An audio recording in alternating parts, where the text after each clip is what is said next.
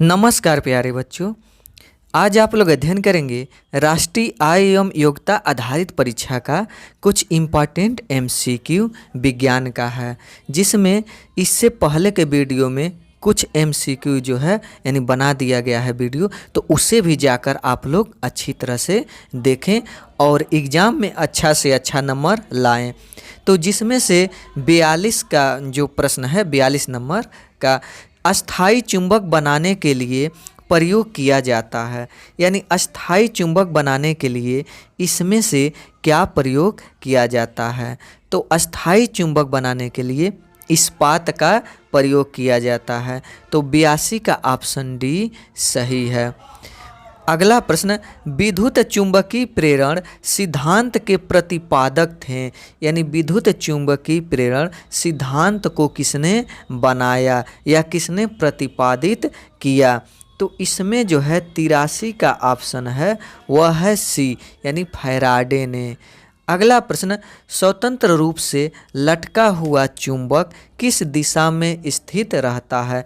तो अगर किसी चुंबक को स्वतंत्रता पूर्वक छोड़ देते हैं तो वह जो दिशा होता है उसका उत्तर दक्षिण होता है, यानी नॉर्थ साउथ होता है। तो इसीलिए इसका 84 का जो ऑप्शन है वह ए। अब अगले प्रश्न पर चलते हैं। तो अगला प्रश्न, परमाणु बम किस सिद्धांत पर आधारित है।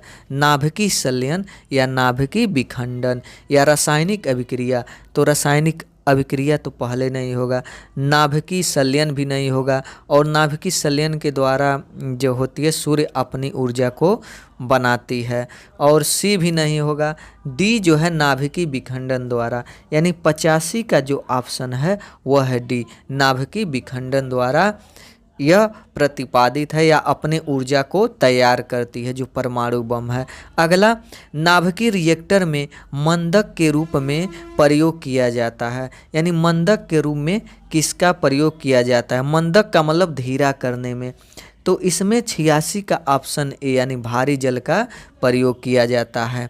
अगला प्रश्न, कि नाभिकीय रिएक्टर में नियंत्रण में जो नाभिकीय रिएक्टर में नियंत्रक के रूप में प्रयोग किया जाता है। तो नियंत्रक के रूप में उसमें लगी होती है कैडमियम की छड़ें लगी होती हैं जो नियंत्रण के रूप में प्रयोग की जाती है। तो 87 का ऑप्शन बी सही है। अगला प्रश्न, सूर्य एवं तारों से प्राप्त ऊर्जा एवं प्रकाश का स्रोत है। तो अभी इसके पहले में जस्ट प्रश्न में बताए हैं कि सूर्य और तारे अपनी जो ऊर्जा है वो नाभिकीय संलयन द्वारा प्राप्त करती हैं। तो 88 का ऑप्शन बी सही है। अगला प्रश्न, सूर्य बना हुआ है, यानी सूर्य के अंदर क्या होता है। तो सूर्य जो बना है वह तो आग का गोला है।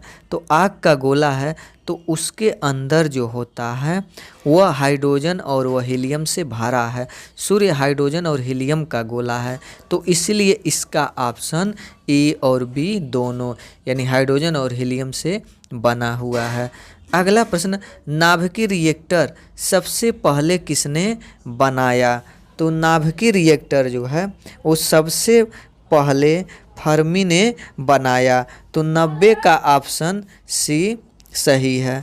अगला प्रश्न, कि वायुमंडल की आर्द्रता मापने वाला यंत्र है। तो वायुमंडल की आर्द्रता मापने वाले यंत्र को हाइग्रोमीटर कहते हैं। तो 91 का ऑप्शन बी सही है। अगला प्रश्न, कि विद्युत धारा को मापने के लिए प्रयुक्त यंत्र है। तो विद्युत धारा को मापने के लिए अमीटर का प्रयोग किया जाता है। अगला प्रश्न, विद्युत परिपथ में फ्यूज कार्य करता है। तो विद्युत परिपथ में जो फ्यूज है वो विद्युत परिपथ की रक्षा के लिए कार्य करता है। तो 93 का ऑप्शन बी सही है। अगला प्रश्न इसमें, कि उगता हुआ सूर्य। तो अगला प्रश्न है इसमें, उगता एवं डूबता सूर्य लाल प्रतीत होता है, ऐसा क्यों होता है। तो उगता और डूबता सूर्य जो लाल प्रतीत होता है क्योंकि वह उस समय बहुत दूर होता है। तो बहुत दूर होने के कारण जो सूर्य की किरणें होती हैं उसमें से जो लाल रंग है, यानी सूर्य में 7 किरणें होती हैं, तो 7 किरणों में जो लाल रंग का प्रकीर्णन नहीं होता है और सभी किरणों का प्रकीर्णन हो जाता है, जिसके कारण हमें सूर्य लाल दिखाई देता है। क्योंकि उस समय सुबह और शाम के समय सूर्य हमसे बहुत ज़्यादा दूर होता है और दोपहर के समय नहीं होता है, वह जैसे कुछ नज़दीक होता है। तो इसलिए 94 का जो ऑप्शन है वो इसमें नहीं दिया है, यानी प्रकीर्णन कम या ज़्यादा इससे मतलब नहीं है, यानी प्रकीर्णन तो हर समय ज़्यादा ही होता है। तो इसलिए इसमें 94 का ऑप्शन जो है डी, यानी इसमें डी ऑप्शन ट्रिक लगाएंगे कि इनमें से कोई नहीं। अगला प्रश्न 95 कि विद्युत बल्ब का फिलामेंट किस धातु का बना होता है। तो जो विद्युत बल्ब होता है उसका फिलामेंट टंगस्टन का बना होता है। तो 95 का ऑप्शन सी सही है। अगला, अधिक ऊंचाई पर चढ़ता हुआ व्यक्ति आगे की ओर क्यों झुक जाता है। तो अधिक ऊंचाई पर चलता हुआ व्यक्ति आगे की तरफ इसलिए झुक जाता है क्योंकि वह अपना स्थायित्व बढ़ाना चाहता है। तो इसलिए 96 का ऑप्शन सी सही है। अगला प्रश्न, धान में खैरा रोग किस खनिज की कमी से होता है। तो धान में जो खैरा रोग है वह जिंक की कमी से होता है। तो 97 का ऑप्शन सी सही है। अगला प्रश्न कि पानी से भरे गिलास में एक बर्फ का टुकड़ा तैर रहा है, बर्फ के पिघल जाने पर पानी का तल, तो पानी का तल क्या होगा। तो इसमें 98 का ऑप्शन सी, यानी अपवर्तित रहेगा।